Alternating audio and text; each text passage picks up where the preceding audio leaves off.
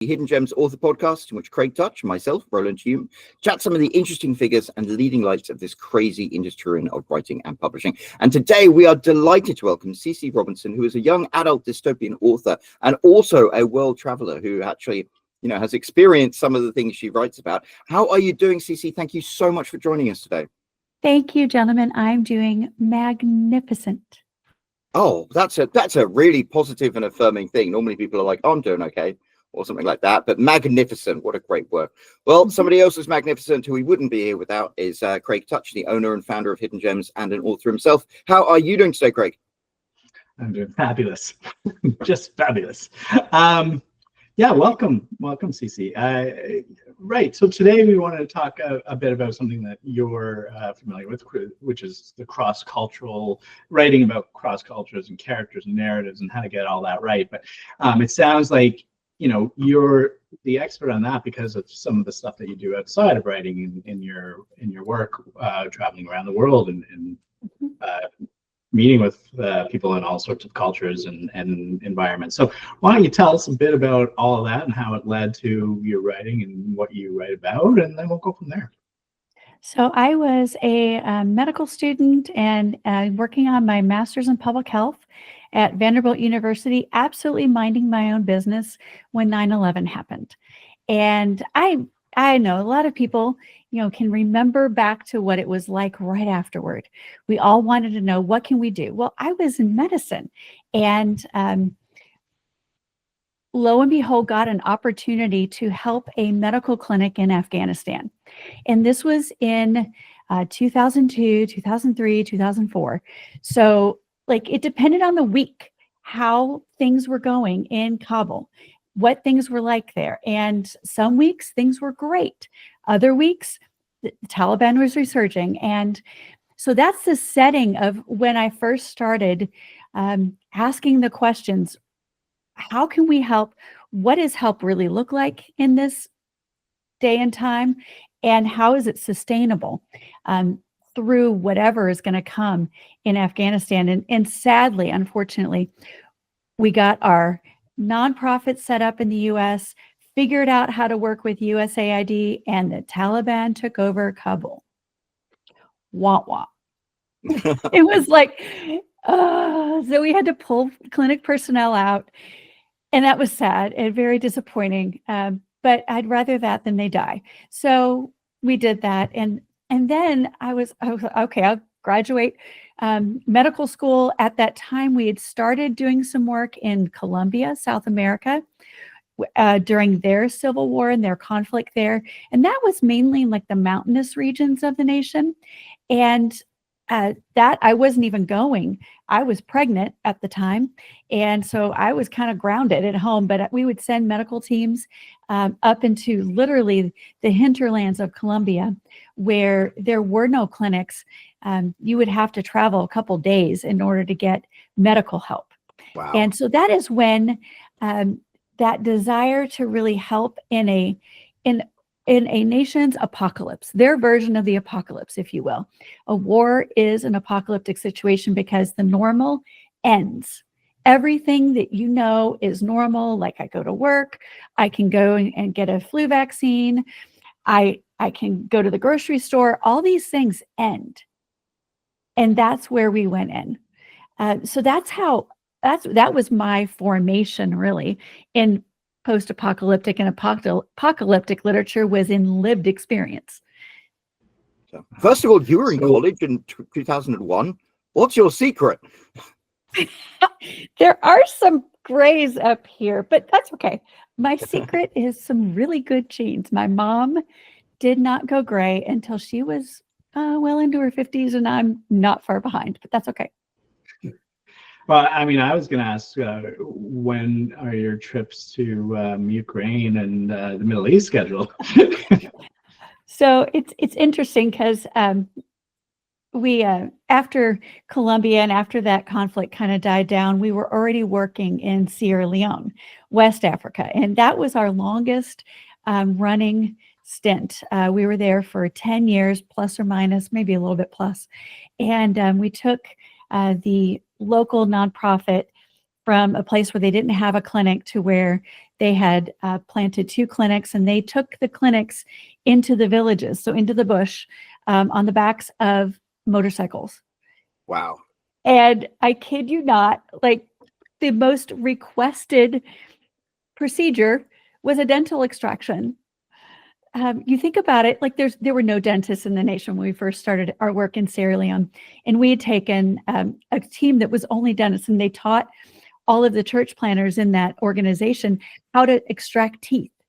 And the villagers were so happy. Can you imagine how horrible is a toothache?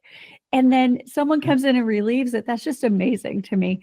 But it was just simple things like providing malaria treatment or follow-up for prenatal care for moms, because there was nothing. There was literally nothing. These people had emerged after 30 years of civil war. Their country was decimated. The roads were impassable at times, especially in the rainy season. Like, you just couldn't get from point A to point B. But a motorcycle can. Yeah.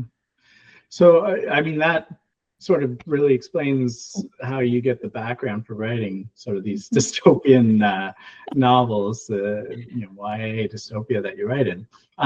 But in the cross-cultural part of it, is that because you have dealt with so many cultures and you've gone in as someone who is a different culture than where you're going, and so you see sort of how all that works? So I grew up, and we probably all did, learning about colonialism. And, my kids, colonialism is like a curse word to them.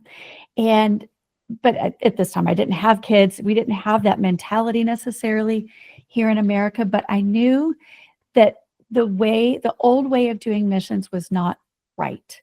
That if we were actually going to help, it was not going to be a handout, it was going to be a hand up.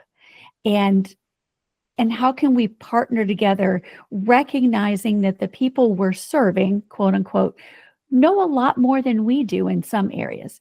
They have survived the unthinkable. I have not. I've not. So they have experience and wisdom that I need. At the same time, there's resources and wisdom I have that they need. And so how can we work together? How can we figure out what you need together? Like, I'm not going to come in and automatically know what you need. That's presumptuous. And so part of the cross-cultural reconciliation and learning how to work cross-culturally is recognizing that we come from the West with a certain bias. And that bias needs to go out the door. It needs to leave. It's getting in the way. If we come in with that bias, then we will ruin the work from the beginning. But if we fix that bias and instead you have something to contribute to this relationship, and even more than something, you probably have more to contribute than I do, because you're going to stay here long after I'm gone. That's really interesting. And so you must have learned what the main challenges that somebody in that situation faces. And it's funny because I read quite a lot of dystopian fiction, and I will say some of the stuff that's written by guys about dystopian stuff going on in America, the EMP wipes out or anything, they do focus a lot on guns and bullets and things. It's like, you can't eat bullets. there are other things you need perhaps as a priority before. Yeah, absolutely. Before I think protection in any kind of like apocalyptic situation, my number one concern is water. Yeah, that makes a lot of sense. Clean water. If the power goes out, the first thing you want to do is clean your bathtub and then fill it. Fill every container you can find, because far sooner than you think, the water coming out of your pipes is going to be contaminated with sewage. That's really, really interesting. That makes a lot of sense.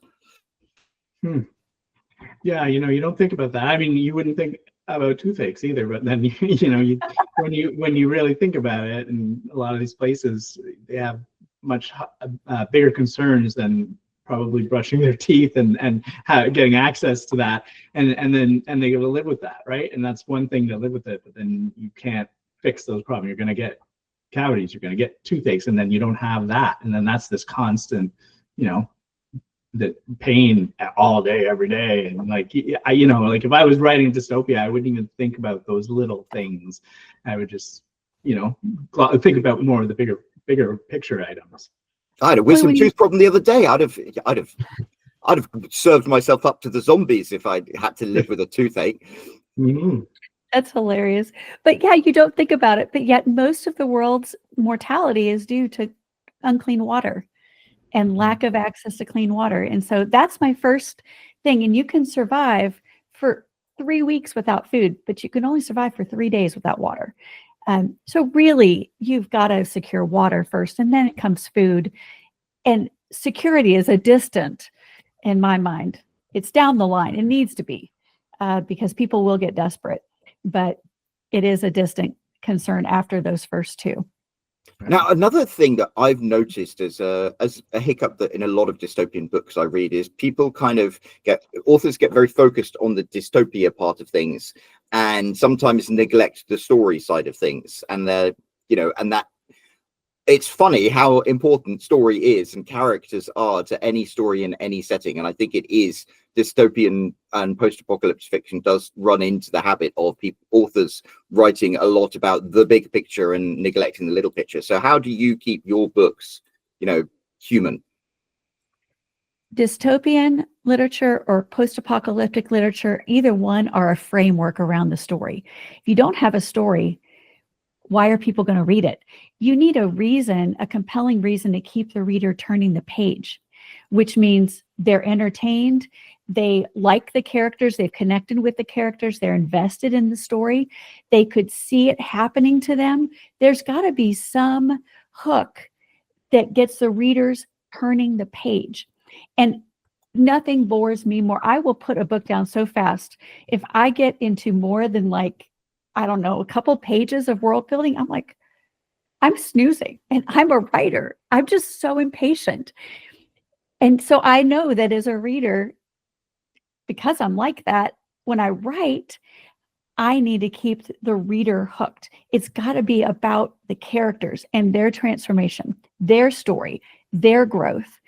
And with all this I went through with serving in all these different nations, the one thing I saw in every single instance was that people survived. A lot of people died, but there are people that survive, but you have to have hope and courage to do that. Now that's interesting, because those are the things that I guess we can all relate to and resonates with all of us. But I mean, we brought you on to talk about cross-cultural characters. Yes. And that must have been one of, you've got characters from completely different cultures, and then some of the things they experience, I guess, we would relate to, but other things we couldn't. And you mentioned how world building is one of those things that some authors get tripped up with. So how do you approach bringing characters to life who come from a different culture without getting weighed down in explaining? Mm-hmm. I approach it with a lot of research first. So what you see on the page is like the tip of an iceberg of what I have learned beforehand. So before I ever started writing Divided in the series, I interviewed people for 2 years. I just sat down with people who don't look like me, with African Americans, with Hispanic Americans, with Asian Americans, and I asked a lot of questions. I even sat down with white males, because I write from a white male perspective, and I'm not a white male. So I have a son, but I oftentimes don't understand him. So I needed some help and guidance, even in my own race. And so even gender doesn't cross over, because a Asian female, or as Rose is in my books, or Harriet as an African American female, they have a different lived experience. They have different cultures. And so I had to not only understand the current culture and how people grow up who don't look like me, but then I had to take it 45 years after a civil war, when they've been divided and they become more distinct and unique. And so it took a lot of time to build that world, to build those characters to make them feel real. Now, people often say that motivation is, the thing that drives your characters, and that's what can make a really strong story. How do you approach like figuring out what the motivations for your different cross-cultural characters are 45 years in the future? Motivation comes from one, their current situation, and then their dreams for their life. So let's take Marcos and Divided, for instance. His current situation is his father is abusive, and he wants to control what Marcos does as a career. And Marcos just wants to do what he's interested in, what he loves, which is machines and messing around with machines and engines. And so he pursues the one career that he can within the very limited regime that they're in. And that causes conflict with his father, who wants him to go this other direction. And so the motivation then for Marcos is, I want to be free. I want to be free to make my own choices, because he's being controlled. So when you put a character in a situation and they have their own dreams, their own personality, that then determines their motivation, and it determines their goal in the long run and the conflict of the story. Absolutely. And I guess the motivation or the dreams of a character are affected by their culture. Somebody who grew up in one place would have probably different dreams than someone who grew up in another, because of what their culture was, what their norms are, what the people in their culture tend to like to do or tend to spend their time doing. And so I imagine, those motivations aren't always the same. Absolutely. And you have to see something to know that you desire it.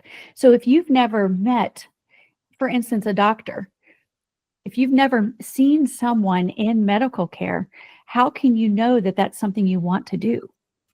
You can't. So what your dreams are in a big way, just as you said, Craig, based on your personal experience, based on the culture you're in, and those options that are open to you. Yeah, I'm thinking about, a lot of those kind of things where it's like, your dreams are, it's unfortunate because, yeah, your dreams are almost shunted by the fact that you haven't had those experiences. But I guess your dreams and your motivations can change when you are dealing with somebody in another culture and with experiences where they are showing you sort of what the possibilities are, and maybe your small dreams then become bigger. Exactly.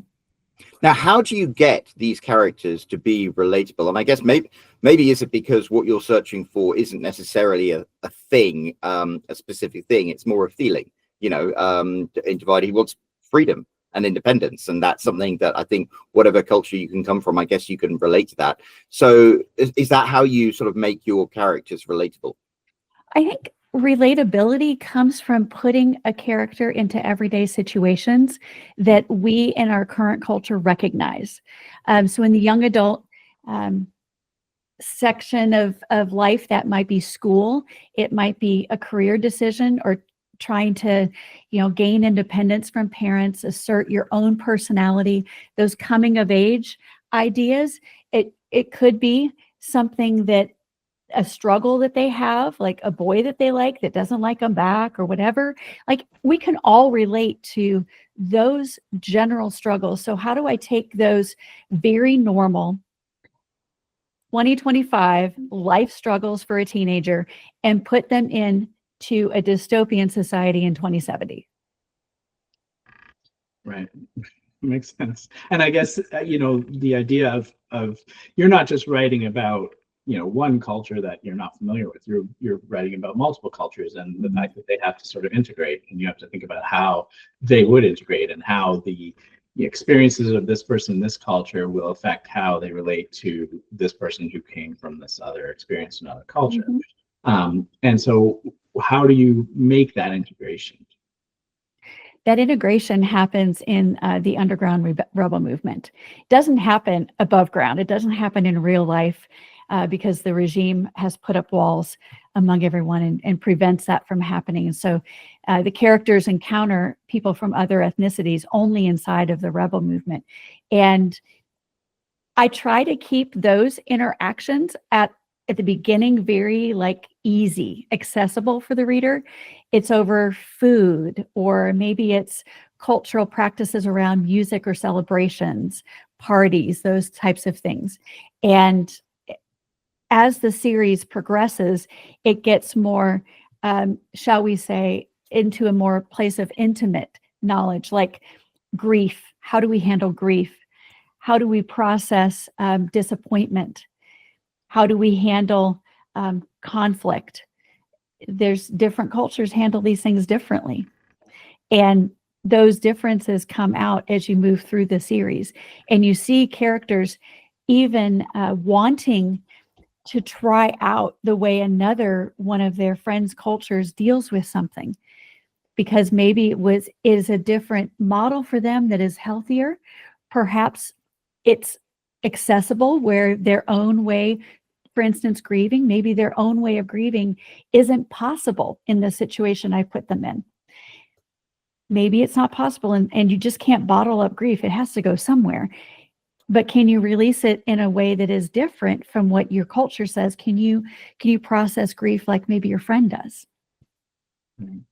Yeah, I'm thinking about the idea of character creation when you're writing a book that is not, let's say, multicultural, right? Everybody's living in their city and they're all sort of similar. One of the issues is always trying to make each character more distinct.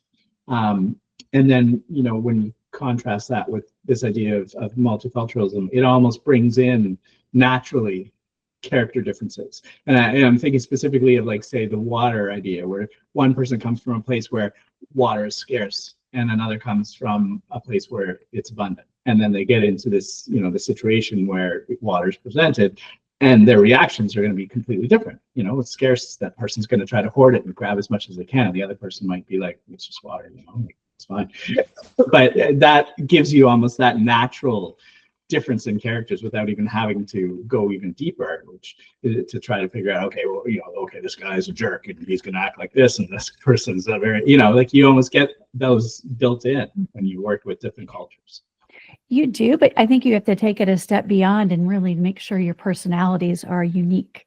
Mm-hmm. And as a new author, when I first started this series, that was probably my biggest concern, was that everyone was going to sound the same. And it took writing like backstory scenes for them to really get to know each character individually. And I would write like 6 or 7 backstory scenes of them as kids. Like, what makes them tick? How are they growing up?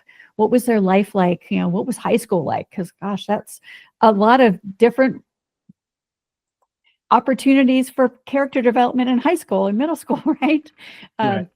Opportunities, offense, drama, whatever it is, and putting them in those situations and seeing how they react, and letting them define themselves and letting them work that out, even on the page with me working there. It helped to make them distinct, if that makes sense.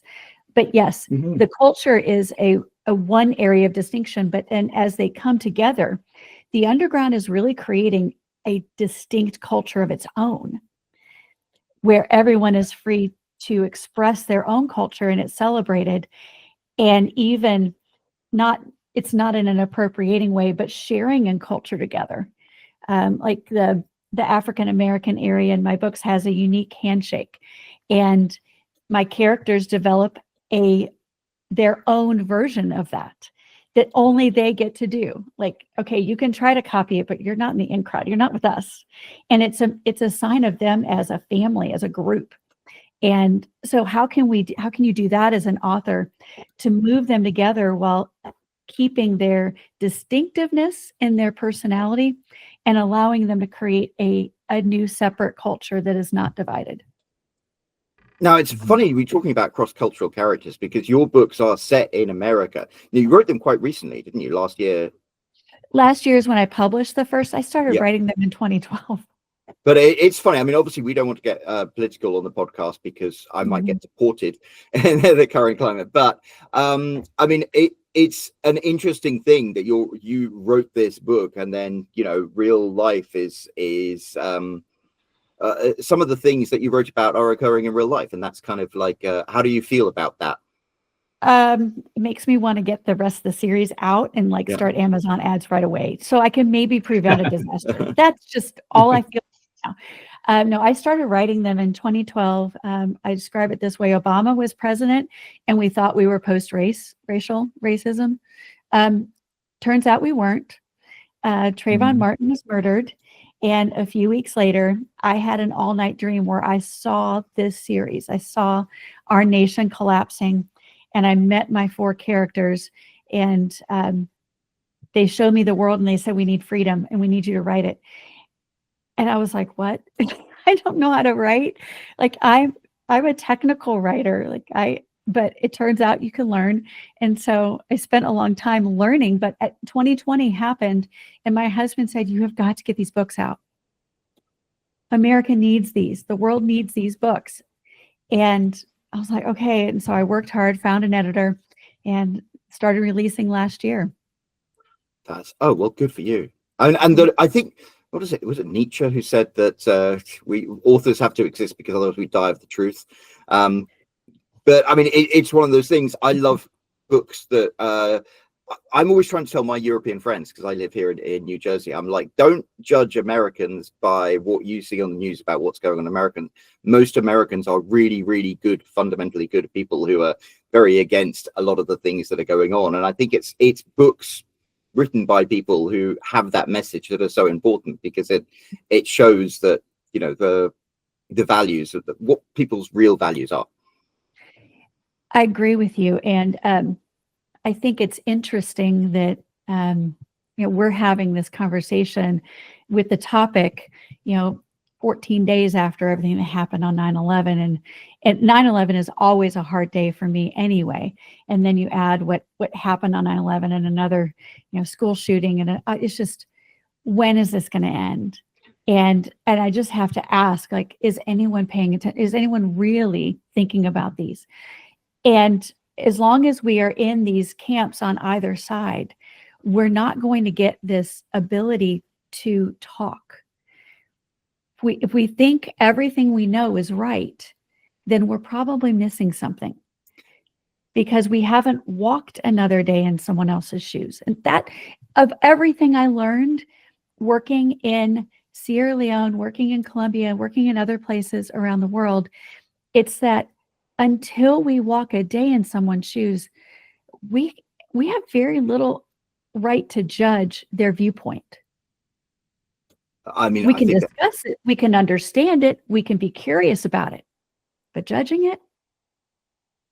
That sounds absolutely right to me. And it's funny, we have, people saying all sorts of things about groups of people, and you can tell that they haven't necessarily ever had face-to-face interaction with these groups of people, because if they did, they wouldn't say these things about them. Yep. I say, instead of yelling each other in rows, can we have a dinner meeting? Let's have a conversation over a meal. I remember when there was the Harvard professor got arrested, and Obama was like, come and have a beer. And it was the beer gate or something. And then, that makes sense. You sit down face to face with somebody drinking a beer, and then you have to relate to them as a human being rather than just like what they are as a label. Yeah, because when we just see someone as this opposing opinion, they become a them. They're not an us. And when we get into the us and them situation, that's the descent toward war. Yeah. Because you don't fight us. You don't fight when you see someone as part of your group. You seek to understand. But if they're them, I can fight them. Yeah. Unfortunately, in my opinion, the only way the world's going to unite as an us is if we get invaded by aliens. And then we can say they're them. Yeah. But now you're getting into a different genre of science fiction. Yeah. So when you want to write about these things, and as you mentioned, you speak a lot to the people to do your research, this first-hand research. So how are you? I mean, I guess you already have a lot of the contacts, but how are you finding the people, and how do you approach them, and do you just sit down and tell them, I want to do an interview of you, and you have a whole list of questions and you just sort of digging into their background, or how are you doing that? Well, I at the time I told them I'm writing a book, and it's going to be with including characters from your ethnicity. And I don't want to write a character from your ethnicity without sitting down and understanding how you grew up, what your background is. And so I just asked, and they're friends. And so we sat down. Some of these interviews lasted for several hours. Right. They were long. And I asked everything, okay, tell me what family reunions are like. What happens when someone dies? What do you do when there's a baby born? Tell me what your life was like growing up. Tell me about school. Tell me about how you made your career decision. Tell me about your parents. It was really open-ended questions.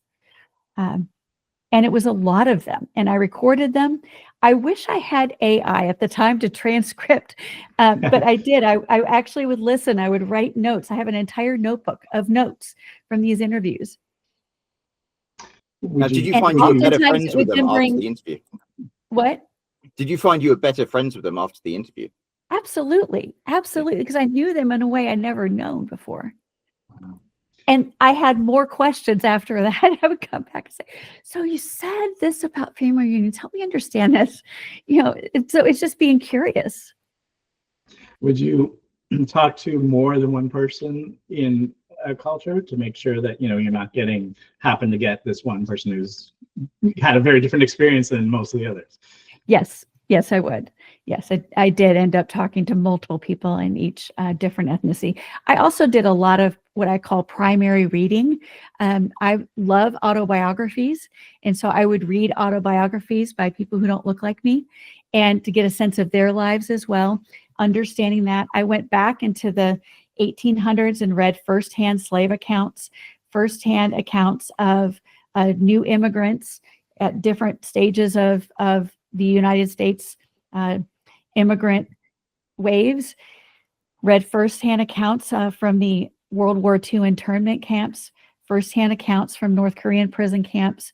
And so I've delved into, and that I'm saying all that because in Divided, I send Marcos to a prison camp. So I needed to have some kind of context for what that looks like without actually going and visiting one myself, although I have been to the Holocaust camps in Germany. So not only doing the cultural research, but then doing the setting research, doing research about what it feels like to be in those situations. And then you mentioned AI, and I'm thinking about, whether or not, have you done any sort of I don't know, a test sort of to say that, AI, almost hey, act like the person in this culture, and I'm going to ask you some questions, and you ask some of the similar questions that you did that firsthand research on, and see if AI gives you those same answers. I'd be curious. That seems like a bold strategy, Greg. Well, I'm not saying as a replacement, but I'm curious about how accurate they would be and how close they would be. I would be very curious to see, that sort of difference between what AI thinks is the culture and what, actual people that lived it feel. I haven't done that. That would be a fascinating study. At the same time, I barely know how to use AI to ask a question. So yeah, I need to learn eventually, but I haven't really dove into AI a lot other than help me fix my website. Really basic questions that AI ought to be able to answer, like what's wrong with my website? Yeah, no, for sure.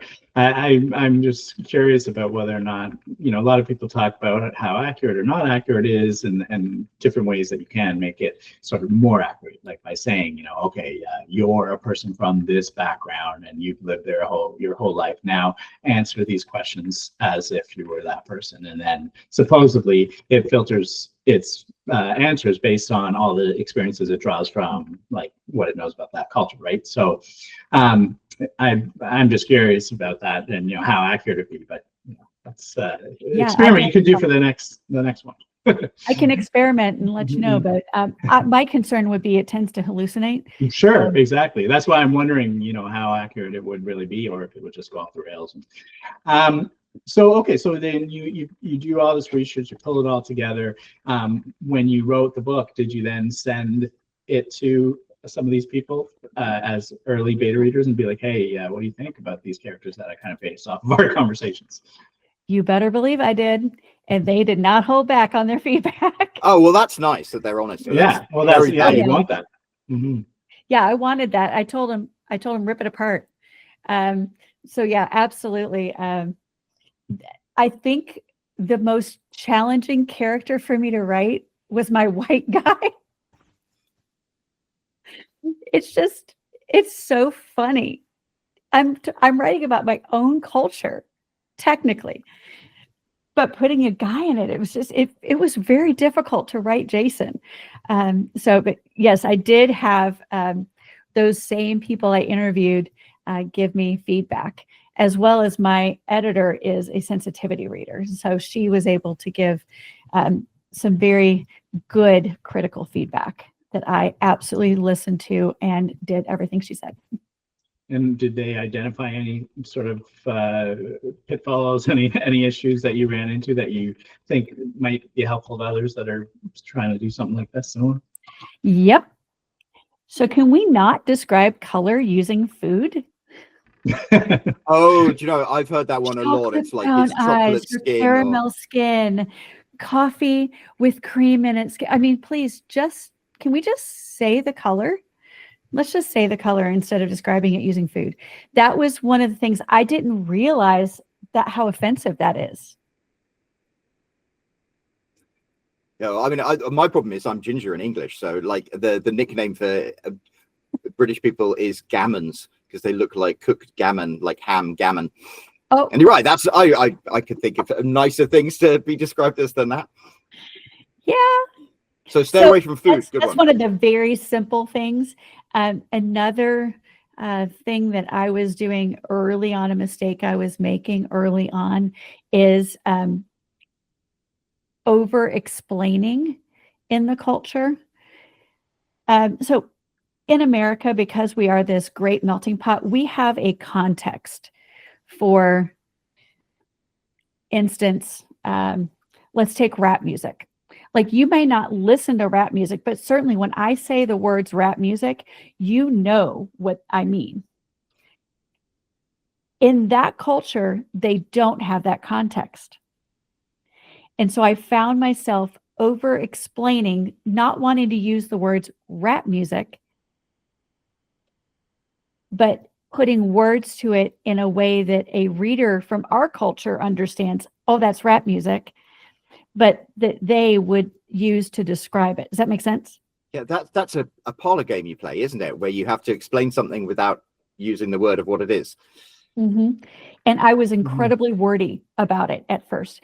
And so I had to really work on those descriptions to hone them down. You wouldn't think that that's so complicated, but it was taking me way too long to explain.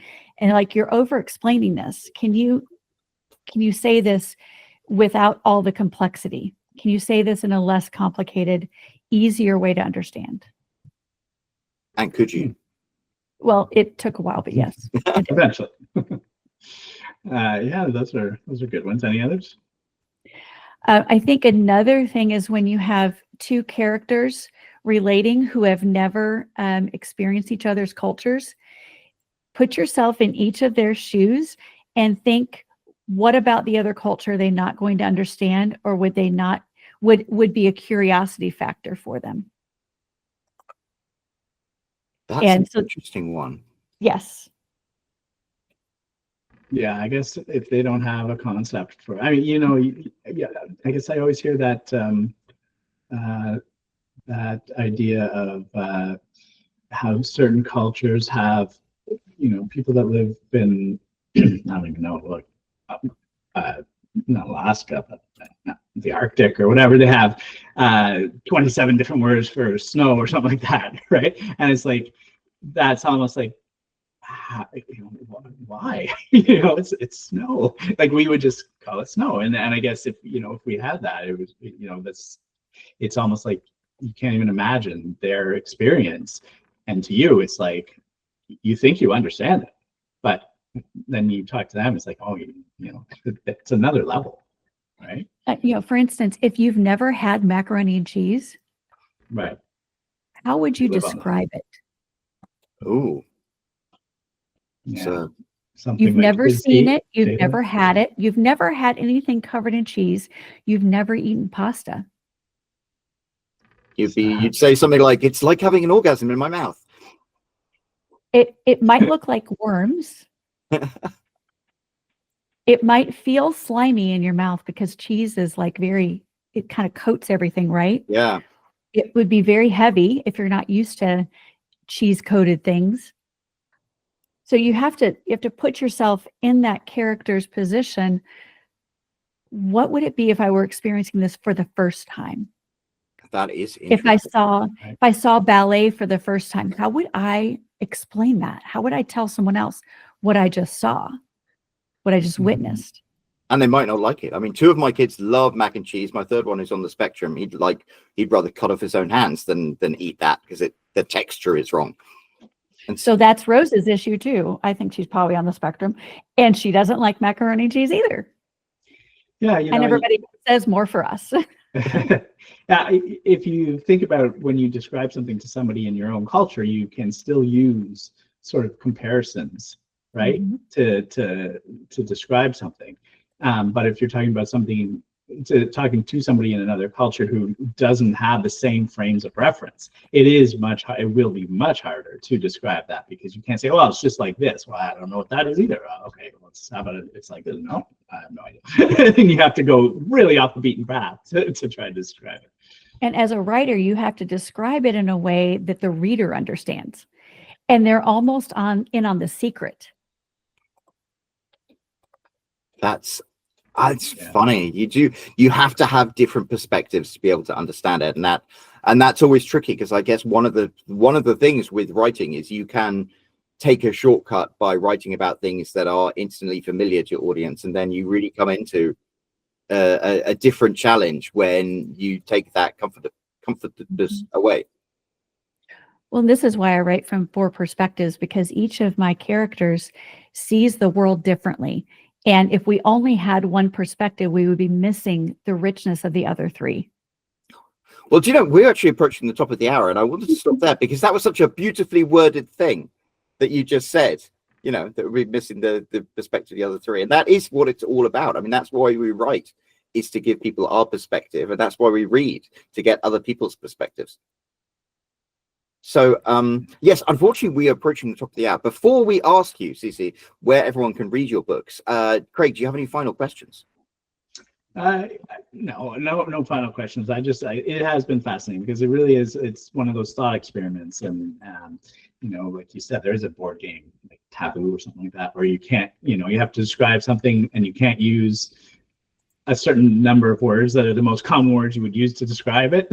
And that's almost like what we're talking about at the end there, is that idea of really being able to describe something to another culture who do not share that common set of references that you just take for granted, right? And that, in being able to do that, we can really help other people understand us and help us understand each other. And that's like what we were saying, is what the world needs more of, right? So thanks for coming on and talking to us about all that. Absolutely. And thank you for having me, gentlemen. Now, where can people find out more about you, more about your books? You mentioned that we're going to a link that we're going to include down below, where people can go and actually get a free sample of your book. Absolutely. It is my prequel, so they're going to see Julie and Moses in upheaval. Julie is a high school math teacher, and Moses is an Army Ranger, and the world is falling apart. And so they are trying to stay alive. And that is available at ccrobinson.com/fully-booked, the name of your podcast. And they can download that for free. It's to sign up with my newsletter, but they're welcome. And in my newsletter, I ponder all these things often. That is wonderful. Well, we will include a link down below. So if you have enjoyed everything that CC has shared with us today, make sure you scroll down there, click on that link, and go and get that prequel.